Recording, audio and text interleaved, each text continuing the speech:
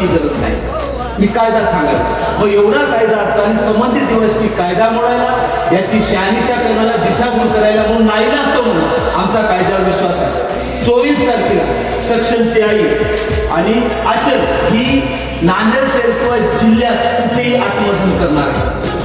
हे असं जर प्रकरण घडलं साहेब, पुरी दुनिया हादरणार आहे. एक तर त्या प्रकरणाने